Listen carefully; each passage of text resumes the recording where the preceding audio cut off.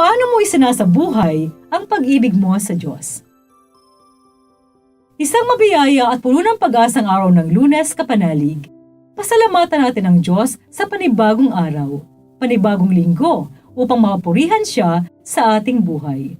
Muli, ihabilin natin sa Kanya ang mabubuti nating hangarin sa araw na ito at hilinging pakabanalin ito at basbasan at gamitin upang siya'y mapapurihan. Ito po ay Sister Lines ng Daughters of St. Paul. Pakinggan na natin ang pahayag ng Panginoong Hesus ng sino mang tumatanggap sa kanyang utos at tumutupad nito, ang siyang umuibig sa kanya, na siyang tema ng mabuting balita.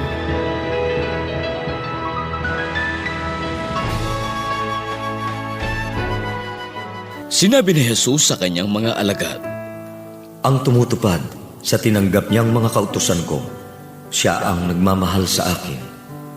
Mamahalin ng aking Ama ang nagmamahal sa akin, at mamahalin ko rin siya, at ipakikita ko sa kanya ang aking sarili." Sinabi sa kanya ni Judas, hindi ang Iscariote, "Panginoon, paano mangyayaring sa amin mo ipapakita ang iyong sarili at hindi sa mundo?" Kung may nagmamahal sa akin, isa sa katuparan niya ang aking salita, at mamahalin siya ng aking Ama, at pupuntahan namin siya, at sa kanya namin gagawin ang isang panuluyan para sa aming sarili. Ang hindi naman nagmamahal sa akin ay hindi nagsasakatuparan sa mga salita ko. At ang salitang inyong naririnig ay hindi sa akin, kundi sa Amang nagpadala sa akin. Sinabi ko sa inyo ang mga ito habang kasama pa ninyo ako. Ituturo naman sa inyo ng tagapagtanggol ang lahat. Siya ang Espiritu Santong ipadadala ng Ama sa ngalan ko, at ituturo niya sa inyo ang lahat, at ipapaalala niya sa inyo ang lahat ng sinabi ko sa inyo. Alagad ko.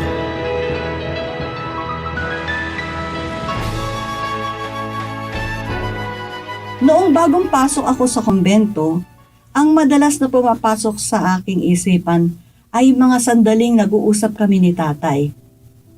Dahil 2 taon akong nahinto sa pag-aaral sa kakulangan ng pera matapos ang high school, madalas sa gabi nag-uusap kami ni tatay. Doon ko nakita ang lalim ng karunungan meron si tatay. Marami siyang words of wisdom, lalo na kung tungkol sa hirap ng buhay ang pag-uusapan. Madalas sabihin ng tatay, walang krus na hindi kayang dalhin. Mahalin ang taong nagkasala dahil ang kabuuan ng tao ay mabuti. Ibig sabihin, hate the sin, not the sinner. Ipinakikita sa mabuting balita na ang ugnayan ng Diyos Ama at Anak ay lubhang malapit sa isa't isa. Sa pagbasa, narinig natin sinabi ni Jesus, "Sino mang umiibig sa akin ay tutupad ng aking salita. Iibigin siya ng aking Ama, at kami ay isa sa Kanya at mananahan sa Kanya." Mga kapanalig, ang karanasan, mga pangyayari, mga taong nakakasalamuhan natin ay mga instrumento ng Diyos upang magkaroon ng malalim na ugnayan sa Kanya.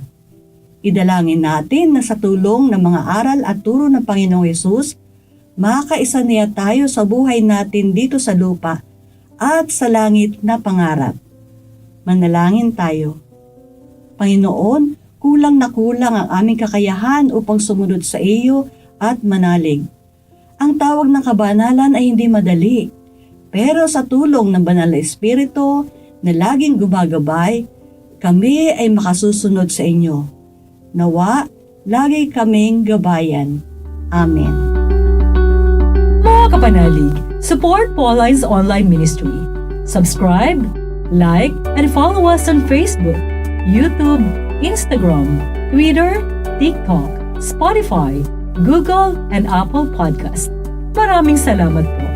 At sa lahat na nag-message sa amin na humihingi ng panalangin para sa iba't ibang intensyon, asahan po ninyong kasama nyo kami sa pagdarasal na ipagkaloob ng Diyos ang inyong mga kahilingan.